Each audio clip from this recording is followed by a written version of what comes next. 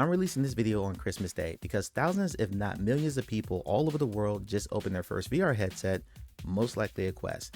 And if that's you, then that means you just got the 2024 VR Game of the Year, Batman Arkham Shadow, for absolutely free. You also got 3 free months to Meta subscription service Quest Plus, which means you got their other first-party title, Asgard's Wrath 2.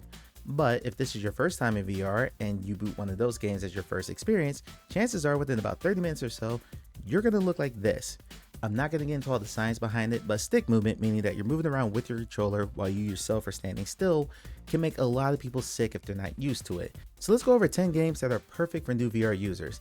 And I know what you're going to say already. Well, I can afford 10 games, especially when I got all these other ones for free.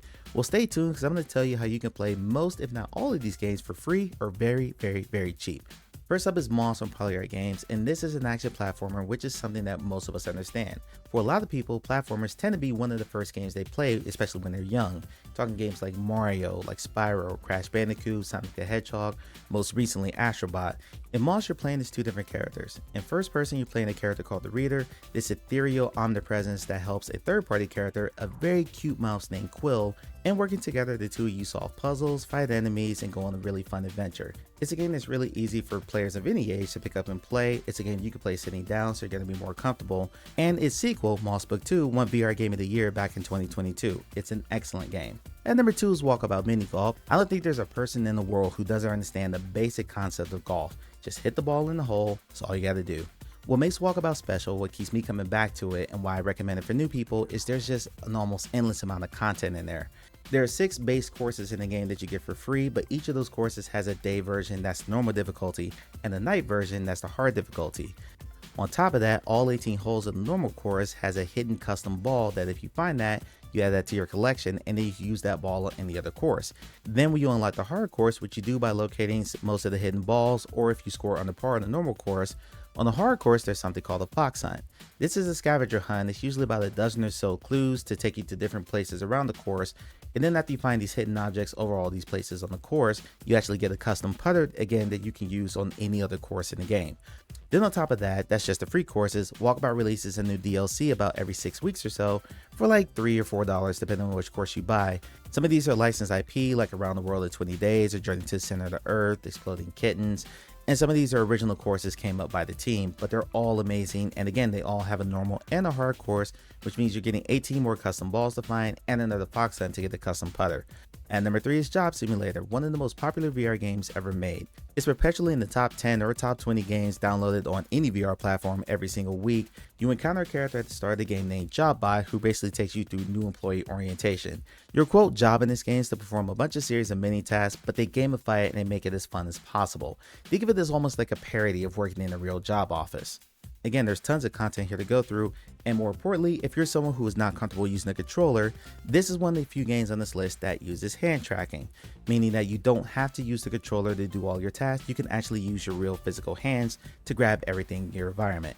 Like most of the games on this list, it's not a game that requires you to actually move artificially within the environment. There's movement in the game, but it's node-based, meaning that you're going to move from spot to spot using teleport movement. You're not artificially moving around the environment, which is going to keep you from getting sick. The tasks are mostly fun and pretty easy to learn, and more importantly, they don't take that long. So if you're someone who only has like maybe 15, maybe 30 minutes to spare to hop into your headset, you can come in here, knock out a few tasks, and then hop back out, and then come back to it whenever you're ready.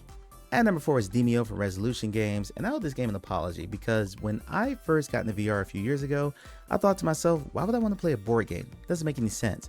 Then I played it.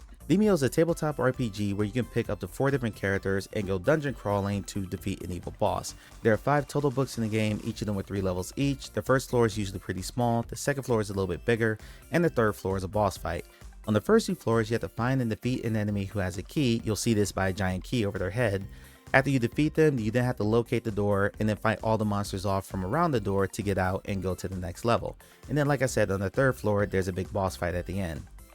You can play Demeo either with your controllers or just like Job Simulator, you can play it with hand tracking, meaning you use your actual hands to move pieces around. This is also a game you can play in virtual reality in a virtual looking basement with all posters and things around you, Or you can actually play the mixed reality, meaning that the board itself is in front of you, but you're still within your own actual environment. So if you have a coffee table in front of you, you can just position the table there and it looks like you're playing an actual board game right in front of you.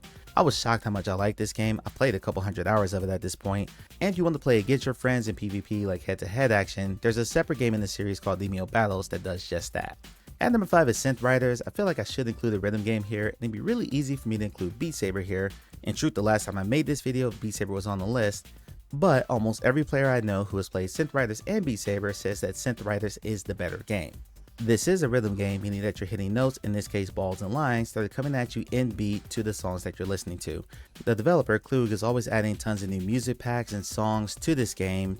Most recently, they just added a new Barbie experience, so if you get tired of like the bass songs and playing the same stuff over and over again, there's always going to be new content available for you. At number 6 is a mixed reality experience that's exclusive to the Quest 3 and the 3S, and that's First Encounters. First Encounters is an app put out by Meta that basically introduces you to mixed reality. It takes the room that you scanned when you first put on your headset and did all your setup stuff, and takes you through basically a really arcadey shooter where there's a spaceship that crashes into your wall that gives you a gun, and then there are these little aliens that are blasting holes into your reality from their planet, and your goal is to shoot and capture them and try to get the highest score. I do lots of demos with friends and family of VR, and ever since I got my Quest 3, I've used this game every single time to get people into that. I just did it recently with my niece and my nephew across town, and they absolutely loved it. By the time they finished First Encounters, all of them said, yeah, I want one of these headsets.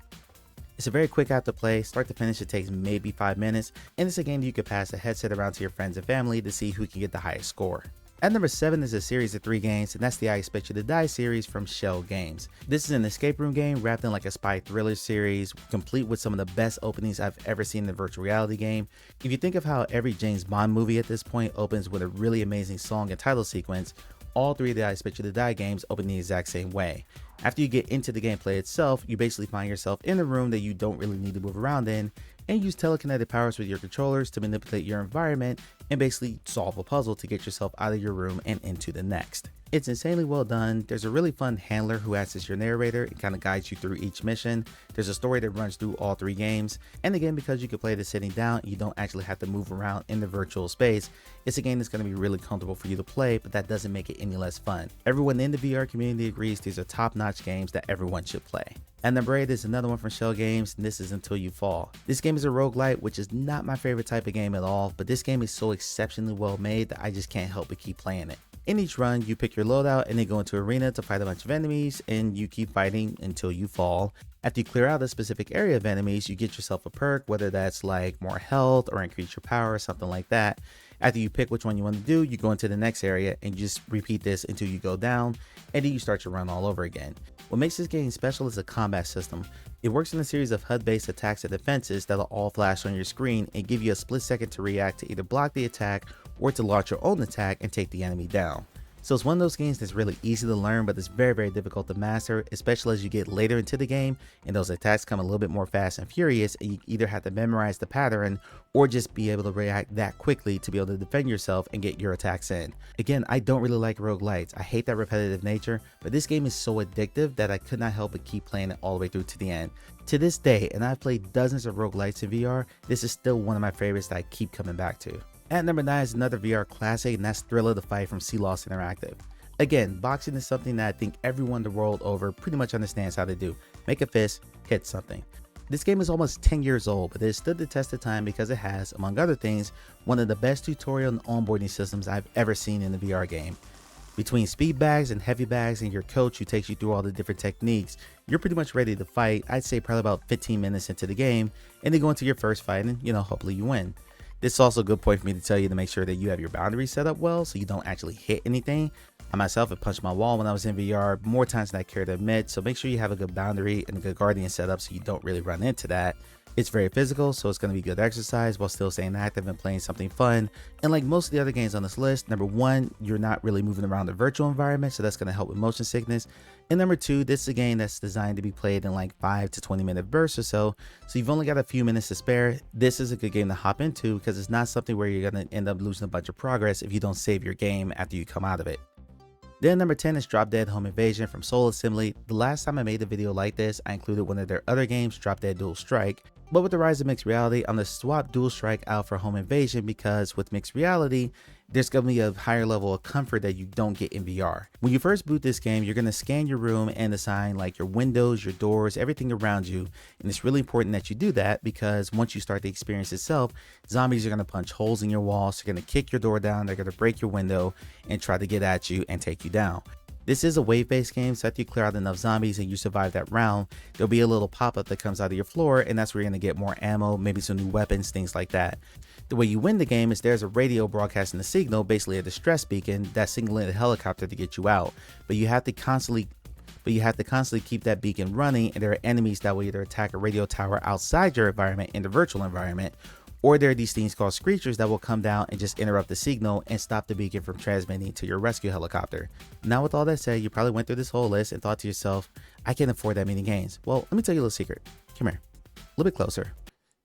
You already have most of these. If you got a new quest over the holidays, one of the things that you got in addition to Batman Arkham Shadow, like I said earlier, is a subscription for 3 months for free to MetaQuest Plus. That's a sub-service very similar to something like Xbox Game Pass or PlayStation Plus. In Quest Plus right now, as I record this video, you currently have access to Moss, Walkabout Mini Golf, Demeo, Synth Riders, I Expect You to Die 2, and Until You Fall. All those games are included in Quest Plus right now.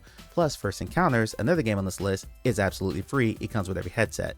So that leaves you only 3 games on the list left to buy. Thrill of the Fight retails for just $10 and is almost always on sale for like $6 or $7, something like that.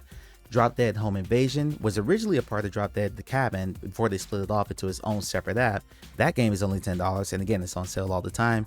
And the last one, Job Simulator, again, is on sale almost all the time. So if you don't have access to Quest Plus, maybe you're an existing user so you don't get that discount. Well, the first 5 games in this list, that's Moss, Walkabout, Demeo, Job Simulator, and Synth Riders, all those are available in the VR starter bundle right now, so you're getting all those games for like anywhere from 40 to 60% off depending on the game if you buy the entire bundle. And because you made it this far in the video, and thank you to Polyarc Games for setting this up, I'm giving away an entire copy of that starter bundle, so you're going to get all 5 of those games for free. Check the link in the description for more info on that. So now you got a good list of games to get you started on your VR journey, but what if you came to this video a little bit later and you've already gotten sick? Well, I got a great video right here that's going to walk you through the best ways to get over VR motion sickness. So check that video out, and I'll talk to you later.